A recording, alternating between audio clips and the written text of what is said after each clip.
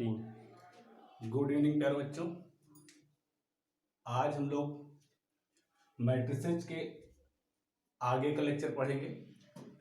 हम लोग पढ़ रहे थे आव्यूहों के प्रकार, टाइप्स ऑफ मैट्रिसेस। ठीक, उनमें हम कुछ पढ़ चुके थे। उनमें से अगला टाइप हम लोगों का तत्समक आव्यूह, आइडेंटिटी मैट्रिक्स। तो क्या होता है तत्समक आव्यूह? ध्यान दीजिएगा, एक ऐसा विकर्ण आव्यूह, विकर्ण आव्यूह हम लोगों ने पिछले लेक्चर पे डिस्कस किया था, यानी ऐसा आव्यूह जिसके डायगोनल के एलिमेंट्स को छोड़ करके सभी एलिमेंट क्या हो, जीरो हो, उसे क्या बोलते थे हम लोग? विकर्ण आव्यूह। तो डिफिनेशन पे आते हैं तत्समक आव्यूह की। एक ऐसा विकर्ण आव्यूह जिसके मुख्य विकर्ण के समस्त अवयव वन हो। क्या हो? वन, यानी एक हो। मतलब जैसे एग्जांपल अगर लें, 1 0 0 0 1 0 0 0 1, ये क्या है? 3x3 का आइडेंटिटी मैट्रिक्स है। या दूसरा ले लेते हैं एग्जांपल, 1 0 0 1, ये 2x2 का आइडेंटिटी मैट्रिक्स हो गया। ठीक, अब आइडेंटिटी मैट्रिक्स को रिप्रेजेंट करने के लिए एक पर्टिकुलर नंबर को लिया गया, आई। यानी आइडेंटिटी मैट्रिक्स को हम किससे रिप्रेजेंट करते हैं? कैपिटल आई से। आई एन लिख दिया जाता है। आई एन का मतलब यहाँ पे एन जो है वो इसका आर्डर बताता है हमें। जैसे 3x3 का है तो इसका मतलब इसकी कोड क्या है? 3x3 है, यानी आर्डर क्या है? 3x3। तो यहाँ पे 3 लिख दिया गया। I3 का मतलब हो गया कि ये आइडेंटिटी मैट्रिक्स किस आर्डर का होगा? 3x3 का। अब एक 3 से दूसरा 3 हमें कैसे पता चल गया? क्योंकि बताया था कि विकर्ण आव्यूह की बात तभी की जाएगी जब वह क्या हो? स्क्वायर मैट्रिक्स हो। और स्क्वायर मैट्रिक्स क्या होता है? जिसके number of column, number of rose equal हो किसके? नंबर ऑफ कॉलम्स के। ठीक, तो इसलिए I3 का मतलब क्या हुआ? 3x3। ऐसे ही इसको क्या लिखेंगे? I2। I2 का मतलब क्या हुआ? 2x2। कहीं कहीं पे I3 ना लिख करके सीधे I लिख दिया जाता है केवल। तो उस सिचुएशन के हिसाब से हम उसके ऑर्डर को पता कर लेते हैं क्वेश्चन में कैसी सिचुएशन से। ठीक, मैथमेटिकल टर्म में शॉर्ट में अगर इसको लिखें तो IN इक्वल टू कोई आव्यूह है AIJ NYN। ठीक, इस आव्यूह को हम आइडेंटिटी मैट्रिक्स यानी तत्समक आव्यूह कहेंगे यदि क्या हो? AIJ इक्वल टू हो किसके? 1 के। कब? जब I इक्वल हो J के। और ये 0 के इक्वल हो कब? जब I does not equal to J।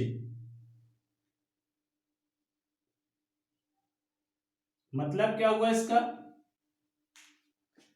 मतलब कि AIJ इक्वल टू 1 जब I और J इक्वल हो। I और J कहां पे इक्वल होते हैं? बताया था विकर्ण में, A11 A22 A33। तो 1 1 1 इक्वल है 1 के, 2 2 2 इक्वल है 2 के, 3 3 3 इक्वल है 3 के। यानी विकर्ण के सभी एलिमेंट्स क्या हो? 1 हो। अदर एलिमेंट्स जितने भी होंगे वो क्या होंगे? 0 होंगे। तो ऐसे मैट्रिक्स को हम क्या बोलेंगे? तत्समक आव्यूह यानी आइडेंटिटी मैट्रिक्स। इसके बाद हम सेकंड मैट्रिक्स की बात करते हैं।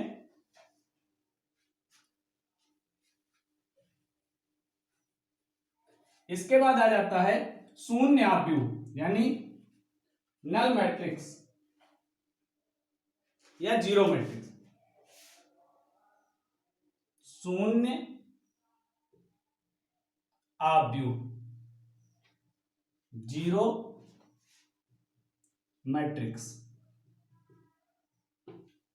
जैसा कि नाम से ही पता चल रहा है, शून्य आव्यूह, जीरो मैट्रिक्स, यानी एक ऐसा आव्यूह जिसके सभी एलिमेंट्स जीरो हो, शून्य हो, उसे हम क्या कहेंगे, शून्य आव्यूह। जैसे 0 0 0 0 0 क्या है, शून्य आव्यूह है।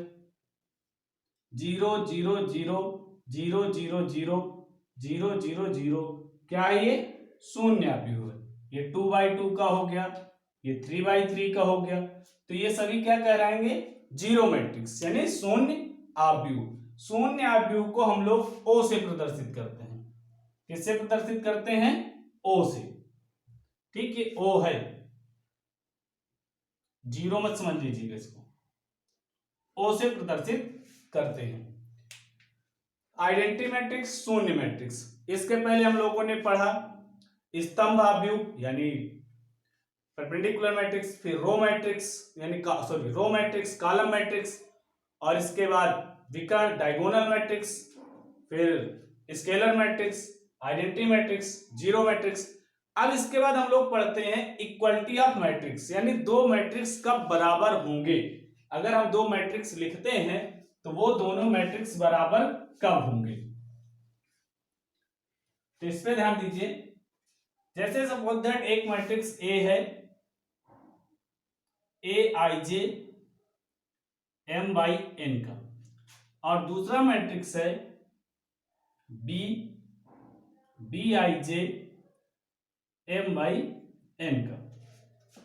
तो ये दोनों मैट्रिक्स बराबर होंगे यानी A इक्वल होगा B के, A इक्वल होगा B, A बराबर होगा B के, यदि यानी इफ, कब, जब सबसे पहली चीज ऑर्डर सेम,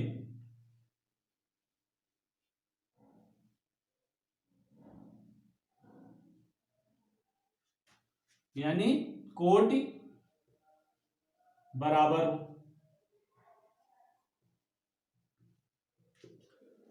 दूसरी चीज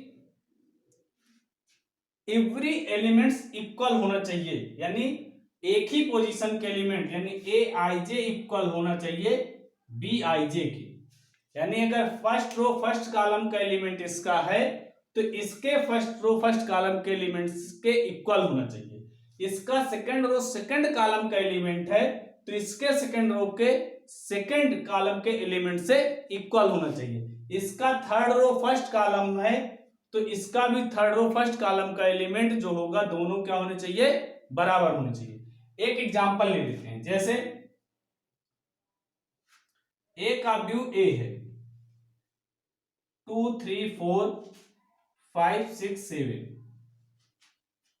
और दूसरा व्यू है बी, तो ये तभी बी के इक्वल होगा जब इसका फर्स्ट एलिमेंट 2 है तो इसका भी फर्स्ट एलिमेंट क्या हो, यानी फर्स्ट रो फर्स्ट कॉलम के एलिमेंट 2 हो।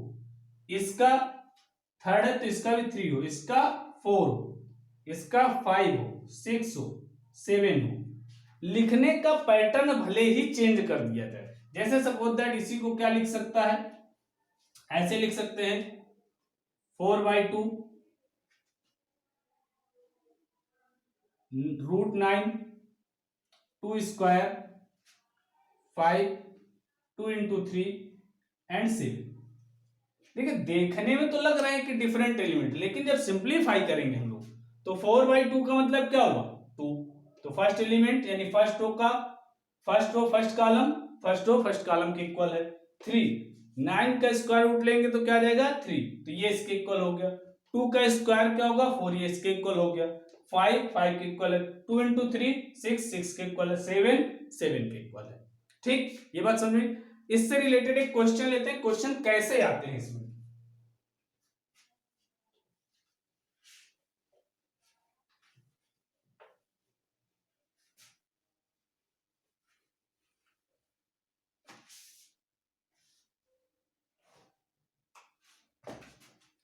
जैसे दे दिया गया आपको a equal to 2 4 6 7 8 z,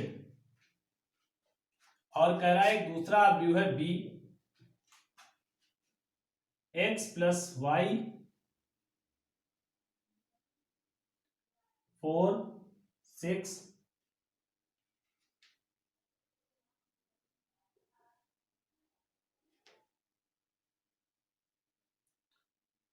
Z की जगह पे 2 और 1,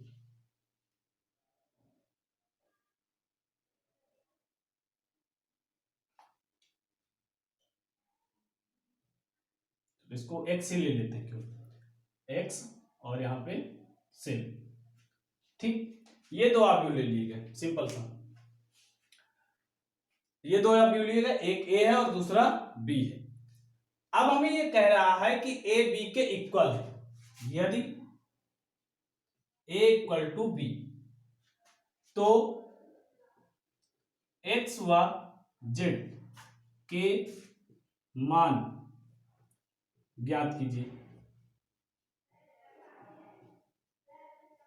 ये जेड है, ठीक, जेड के मान ज्ञात कीजिए। तो सबसे पहले तो हमें देखना पड़ेगा दोनों के आर्डर सेम होने चाहिए। इसका आर्डर क्या है 1 2, 2 रोज है इसमें, बाई 1 2 3 कॉलम्स है, 2 बाई 3। इसका क्या हो जाएगा 1 2, 2 रोज है, 1 2 3 कॉलम कितने हैं 3। ठीक, तो सबसे पहले तो कोट सेम हो गई, तो कोट सेम होने चाहिए, ऐसा उसने कहा था, तो कोट सेम है। अब बताया कि अगर वो कह रहा है क्वेश्चन में कि ए इक्वल है किसके बी के, तो ए बी के इक्वल तभी हो सकता है जब संगत एलिमेंट यानी एक ही पोजीशन के एलिमेंट जो है वो क्या हो इक्वल हो। यानी ये 2 किसके इक्वल होने चाहिए एक्स के, तो एक्स की वैल्यू क्या आ गई 2, 4 4 के इक्वल है, 6 6 के इक्वल है, 7 7 के इक्वल है, 8 8 के इक्वल है, और जेड इक्वल टू क्या जाएगा यहां से z इक्वल टू 2। ठीक, तो ये एग्जांपल समझ में आया। तो आज केवल इतना ही पढ़ना था हमें, आइडेंटिटी मैट्रिक्स, जीरो मैट्रिक्स और इक्वलिटी ऑफ मैट्रिक्स। पहली एक्सरसाइज के लिए इतना ही था। अगले वीडियो में हम लोग एक्सरसाइज डिस्कस करेंगे। आप लोग तब तक एक बार फिर से सारे वीडियो देख करके जो कंफ्यूजन हो क्लियर कर लीजिए, और जो क्वेश्चन हो आप पूछ सकते हैं हमको।